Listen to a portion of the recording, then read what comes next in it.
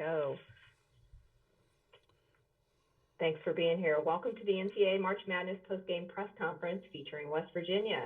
It's my understanding, Coach Bob Huggins, you are going to forego the opening statement and we'll go straight to questions. So with that, as a reminder to those participating, please raise your hand if you do have a question for Coach. Following Coach, we're going to hear from Sean McNeil. So when you're called upon, please state your name and affiliation. And with that, I'm going to go ahead and start with the first question. I believe we have Kevin Kinder with Blue and Gold News. Kevin, if you would, please unmute and ask your question. It's kind of a different alignment and lineups that you had to put out there today. Did that, contribute to some of the turnover, some of the passing issues that you had? No, I don't think so. They did a good job getting in the passing lanes. I don't think the lineups had anything to do with it. Actually, we downsized, so it should have been better. With that, I'm going to turn to Justin Jackson. Justin, if you would please unmute and ask your question. Coach, obviously on both sides, this became a sort of a three-point shooting contest. Just trying to defend against that style of play, that flow of the game. Can you just talk about the back and forth of it, the difficulties of trying to defend the style of play like that?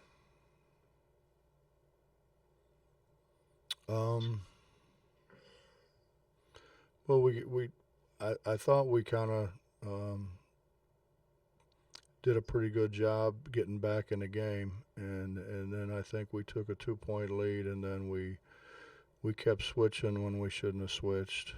We needed to keep the same guy, the same defender on their best player, and we kept switching and kept saying stop switching, and we still kept switching, which is I think we switched it a little bit. Took a look at switching a little bit in practice yesterday, but we shouldn't have switched it. Thank you. Next, we're going to go to Grant Flood. Grant, if you could please unmute and ask your question.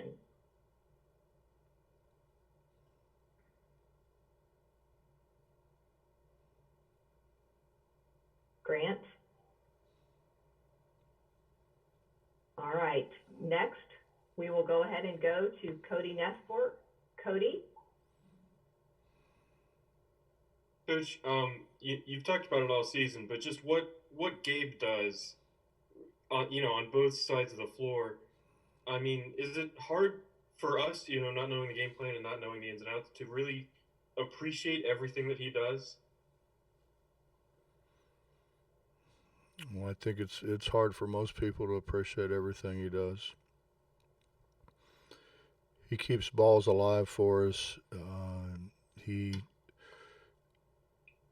stops penetration.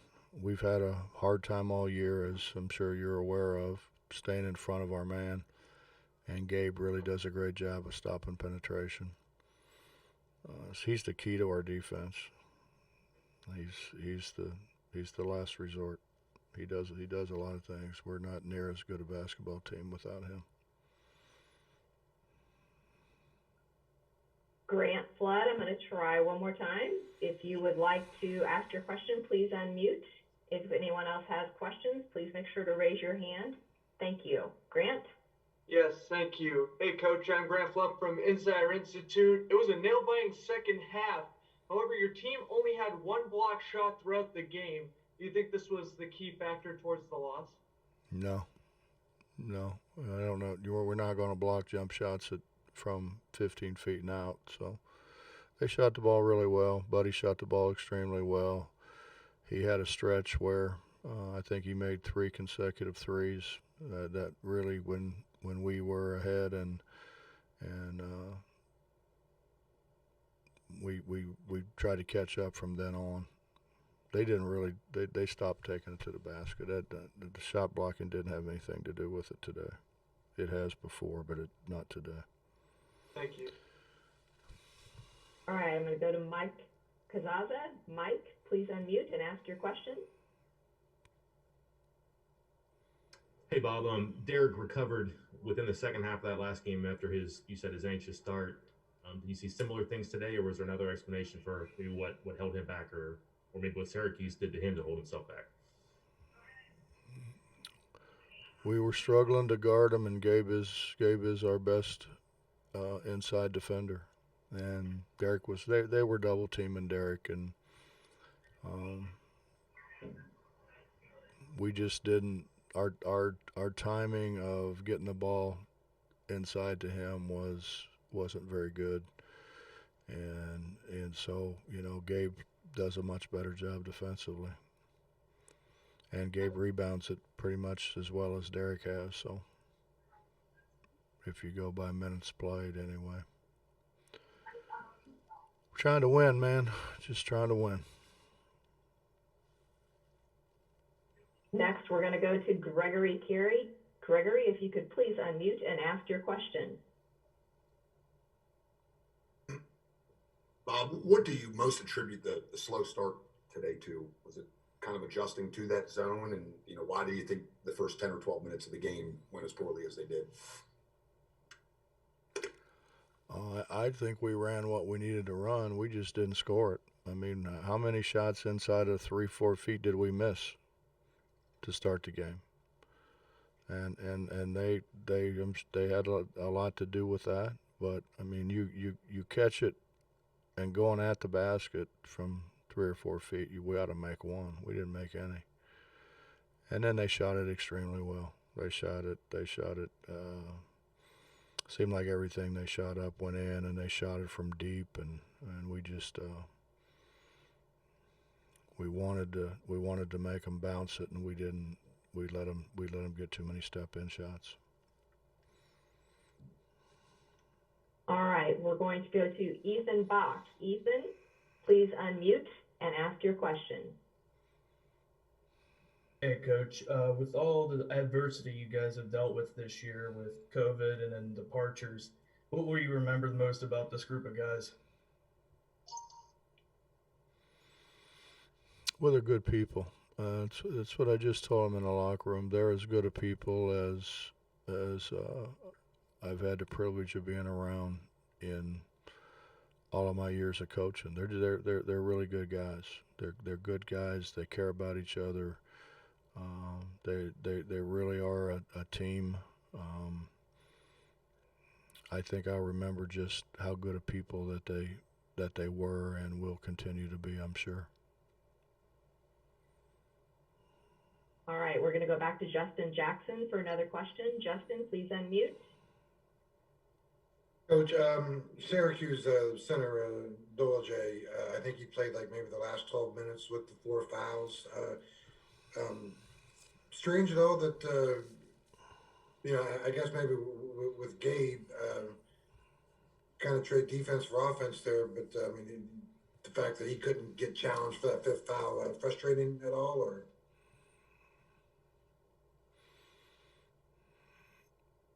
Well, I mean, quite frankly, we couldn't score it in there. They did a great job of gang guarding us when we threw it into whichever guy we threw it into, be it Gabe or be it Derek. They gang guarded them, and we didn't do a very good job of playing inside out with it. We made bad decisions with the ball. With that part of it, and so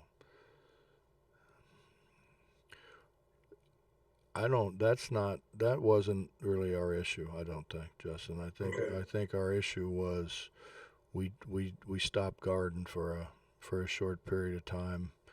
They made 3 threes, I believe it was, and so all of a sudden it goes from a tie game to them up 9. All right, next we're going to go back to Cody Nestor. Cody, please unmute and ask your question. Following that, we'll have one more question. Coach, for as long as you've known Coach Boeheim, I mean, does it surprise you at all that he's able to take a team that was a bubble team and make a run to the Sweet 16? No. No, and he's got good players. He's got good players. He had good players. It's just it took some time I think for them to gel together. I think it took some time to understand what he was asking them to do. You don't just roll out of bed and play 2-3 zone the way they do. They're the best. He's the best that's ever coached the 2-3 zone, and they're the best to ever play it. Syracuse is the best to ever play the 2-3 zone. So I mean, it's everybody wants it to happen like right now. It doesn't work like that, and he did a terrific job. Last question for you, Coach, is coming again from Kevin Kinder.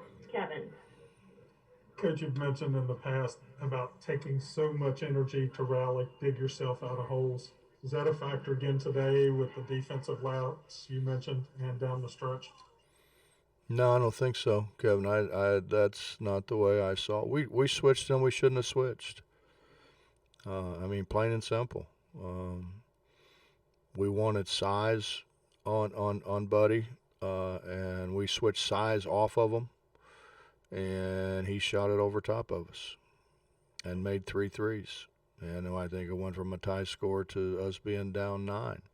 And he couldn't do that when we had length on him. We bothered him when we had length on him. And I don't know. I don't understand. I don't know why they switched, but they kept switching. We switched 3 times when we shouldn't have switched. All right. Thanks, Coach Huggins, for your time today. We're going to be joined momentarily by Sean McNeil. If those of you on the call would like to lower your hands, and then if you have questions for our player, please raise your hand again, and we'll start momentarily. Thanks much.